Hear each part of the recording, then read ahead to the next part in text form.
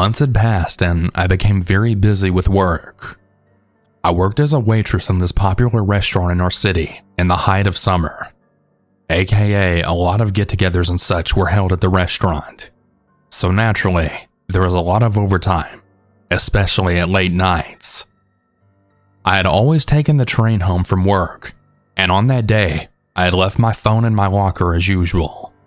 While on the train, I had opened up my phone, and I saw 133 missed calls and more than 200 text messages from him. I tried to call him back, but he didn't answer.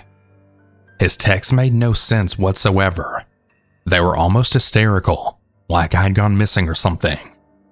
I always informed the people closest to me my work shifts, just in case they wanted to visit or such. So it wasn't that he didn't know where I was. As I arrived home, it was pretty much bright because it was summertime, and I saw him sitting on my damn couch. He then stood up, just walked right past me and out of my apartment. It was very odd, and I'd called my best friend to tell her about it. Some more time passed and I was now turning 19. Me and my now ex moved in together, which turned out to be a huge mistake.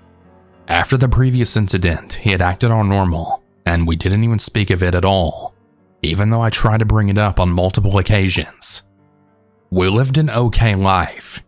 That is, until he got fired from his job. He went mental. At that point in the relationship, I had noticed many red flags, and I was planning on leaving soon.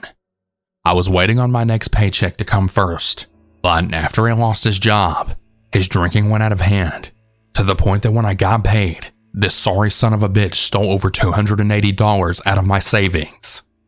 I had my savings in a physical box that I kept hidden where I would from time to time put some extra money in.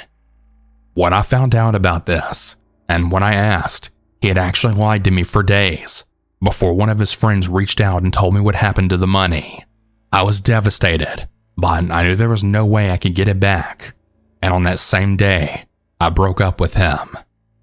When I said that I wanted to end things, he was really quiet, and he just went to sleep. I was really happy since he seemed to take it okay. Right around that time, I'd also met this wonderful man, who for the sake of the story we'll call Max. Me and Max hit it off even better, and we started hanging out every weekend. I still did live with my now ex, but I didn't bother bringing this up to him, since he was pretty much drunk 24/7, and he had taken out a heavy loan to pay for his drinking. Of course, saying that it was a loan to pay for his new car, but I know that was total bullshit. I had kept a physical diary that I kept in my nightstand. It was always in there, and I never left it out. But one day when I got out of work, I got a call.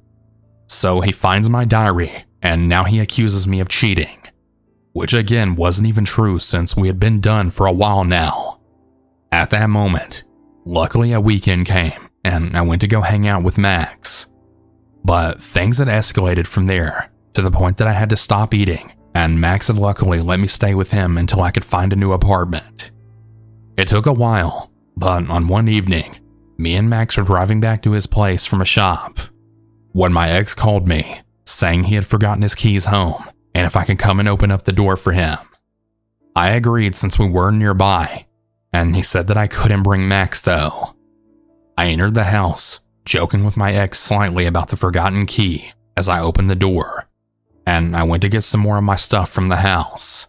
Then when I was about to leave the headroom, my ex just stood at the door and demanded that I stay with him and give him my keys. The only reason that I hadn't given him my keys yet was because all of my stuff was still there, and my family and I were going to go there and move them out in a week,